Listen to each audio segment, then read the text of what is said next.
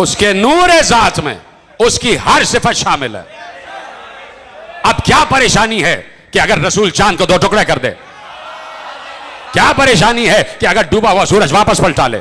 क्या परेशानी है अगर हाथ पे संग्रेजे बोलें? क्या परेशानी है कि अगर तय्युल अर्श करे? क्या परेशानी है कि मेराज पर जाए और वापस आ जाए? क्या परेशानी है कि दरख्त उड़ता हुआ आ जाए? क्या परेशानी है कि अगर जानवर उसकी नबूवत की गवाही दे? क्या परेशानी है कि मुर्दा जानवर को जिंदा कर दे? तो मोहम्मद है ना, उसके नूर जात से खल्क हुआ है ना, तो हर वो सिफत जो उसके नूर जात में है वो इसी नूर मुस्तफा में है। तो उसी मुस्तफा ने तो कहा कि मैं अकेला मोहम्मद थोड़ी हूं, मेरा पहला भी मोहम्मद, औसत भी मोहम्मद, आखिर भी मोहम्मद।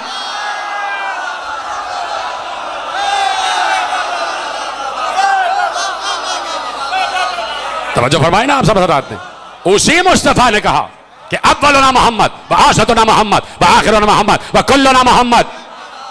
तो अब अली भी मोहम्मद है, हसन भी मोहम्मद है, हुसैन भी मोहम्मद है, ज़ैनुल आबिदीन भी मोहम्मद है, मोहम्मद बाकर भी मोहम्मद है, जाफर सादिक भी मोहम्मद है, मूसी काज़िम भी मोहम्मद। तो अब जो मोहम्मद के मुकाबले आ जाए सबसे बड़ा अबू जहल वही है।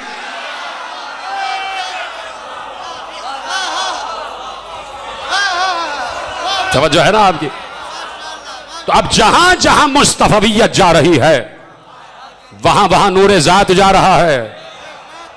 तो अब क्या परेशानी है कि अगर नमाज पढ़ा के अली जिंदा को मुर्दा कर रहे? क्या परेशानी है कि अगर मुर्दा को जिंदा कर रहे? क्या परेशानी है कि अगर हसन मुश्तबा औरत को मर्द और मर्द को औरत कर रहे? क्या परेशानी है?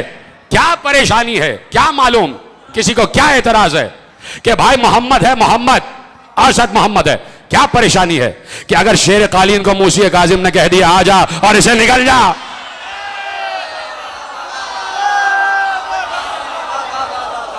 भाई इमाम मूसी काजिम औसत मोहम्मद है ना, मोहम्मद औसत है ना, मोहम्मद के कहने ही से मोहम्मद है। भाई मौला, मौला ही के कहने से तो गदीर में मौला हुआ ना। तो गदीर तो हर दौर में जा रही है ना भाई, विलायत तो हर दौर में जा रही है। तो अब हमारा सातवां इमाम अपने दौर का मोहम्मद ही तो है। तो मोहम्मद जो है वो उलिल अम्र है। आम्र, आम्र आलम खल्क और आलम अम्र, दो आलम है, आलम खल्क, आलम अम्र। अल्लाह के लिए है, अल्लाह के लिए 3 मरतबा 3 मकामात पर आए थे। यहां पर खत्म हो रही अला लहुल खल्क वल अम्र। जान लो अल्लाह ही के लिए खल्क भी है, अल्लाह ही के लिए अम्र भी है। एक होता है आलम खल्क, एक होता है आलम अम्र। आलम खल्क का मतलब यह है कि दरख्त उस वक्त तक नहीं उगेगा जब तक बीज जमीन में दाखिल ना किया जाए। जीते रहें, सलामत रहें आप। आलम खल्क, आलम खल्क यह है कि 9 महीने बच्चे की परवरिश होगी तब दुनिया में आएगा, है कि नहीं? यह आलम खल्क है। आलम खल्क यह है कि जमीन से आबखारात उठेंगे, सख्त धूप पड़ेगी और दरिया से आबखारात उठेंगे, पानी से आबखारात उठेंगे और उसके बाद बादल बनेंगे। उसके बाद अगर उसकी मर्जी हुई तो बादल टकराएंगे और फिर अगर उसकी मर्जी हुई तो बारिश बरसेगी। यानी पूरे एक निजाम के तहत चलना पड़ेगा। मौसम आएगा, सावन आएगा, भादों आएगा, मॉनसून आएगा तो बारिश होगी। यह आलम खल्क है। सर्दी आएगी तो सेब का दरख्त फल देगा, आलम खल्क है। गर्मी आएगी तो आम उगेंगे, आलम खल्क है। यह आलम खल्क है। 9 महीने बच्चा परवरिश पाएगा तो दुनिया में आएगा, आलम खल्क है। यह सारा आलम खल्क है ना, यह पूरा आलम तख्लीक है। एक बूटा उस वक्त फूटेगा जब छोटा सा बीज जमीन में दाखिल करोगे, उस पर मिट्टी डालोगे, उसकी परवरिश करोगे, उसकी परवरिश करनी पड़ेगी। देखना पड़ेगा कुछ दिन बाद वो मट्टी के जमीन के सीने को चीरता हुआ बाहर आएगा। फिर उस बच्चे की परवरिश करो, छोटे से बच्चे की जो बूटा है, फिर उसकी परवरिश करो और फिर जाके 25 बरस में कोई बहुत बड़ा पीपल का दरख्त छतनार होगा। यह आलम खल्क है, यह आलम खल्क है। और अभी अभी मिसाल दी, आलम अम्र यह है, ऐ शेर कालीन आजा और उसको खा जा।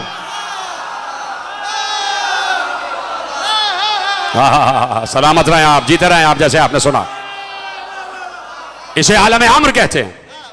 आलम खल्क और आलम अम्र का फर्क मालूम हो आपको? इसी आलम अम्र के लिए अल्लाह ने कहा है इन्नमा अम्रुहु इज़ा अरादा शयअन अन यक़ूल लहू कुन फयकुन। तो भाई अपने दौर का साहिब अम्र मूसी काजिम शेर कालीन से कह रहा है तो ये अम्र कुन हो गया ना।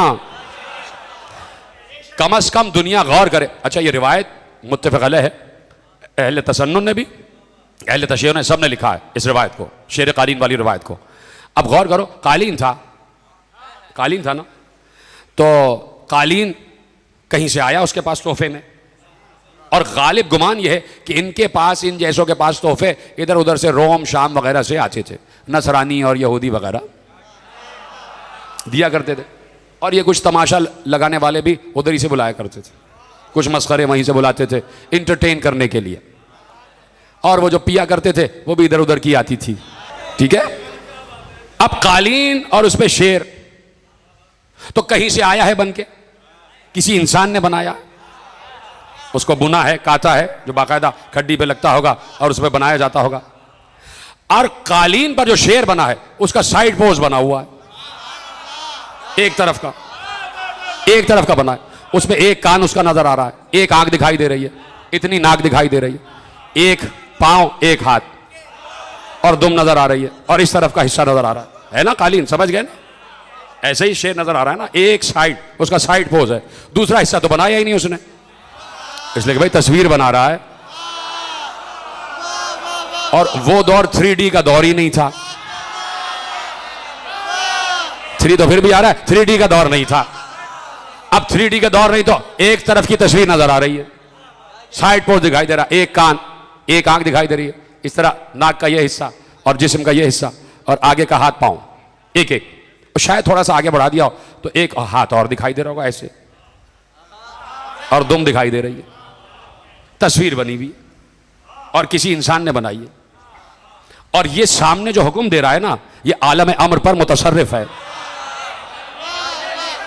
अब आप देखिए, कहने वाले ने कहा, औसत मोहम्मद ने कहा, अपने दौर के अली ने कहा, अपने दौर के हुसैन ने कहा, अपने दौर के मूसा ने कहा, मूसी काजिम ने कहा, ऐ शेर कालीन बाहर आ और इसे निगल जा। बनाने वाले ने साइड पोज बनाया था, वो जो आया ना तो पूरा का पूरा खल्क होके आया।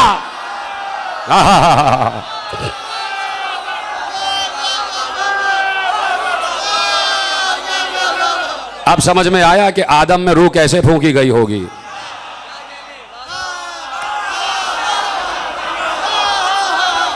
हाय हाय हाय, जो समझ गए उनको सलाम है, जो नहीं समझे उनके लिए दुआ है।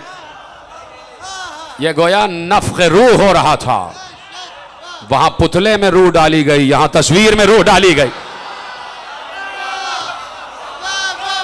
मेरा 7वां इमाम तो शेर पूरा वजूद लेके आया, पूरे वजूद के साथ और पूरे अपने निजाम के साथ। उस बनाने वाले ने जबान नहीं बनाई थी, दांत भी नहीं बनाए थे, नाखून भी नहीं बनाए थे, पूरे अपने वजूद के साथ, दांतों के साथ, जबान के साथ। इसलिए कह रहा हूं बार बार जबान, कि अभी बताऊंगा क्यों। पूरे वजूद के साथ आया, जस्त लगाता हुआ आया और उसी जादूगर की तरफ बढ़ा, उसका चीर फाड़ के खा गया, पूरे वजूद में खा गया। यानी अंदर से पूरा उसका पूरा एक निजाम बन चुका था, निजाम हाजमा भी, सारा निजाम बन चुका था, खा गया। अब बार बार जो कह रहा हूं जबान लेके आया, जैसे ही खाया तो इमाम से पूछता है, अगर आप कहे थे जो तख्त पे बैठा है इसको भी खा जाओ।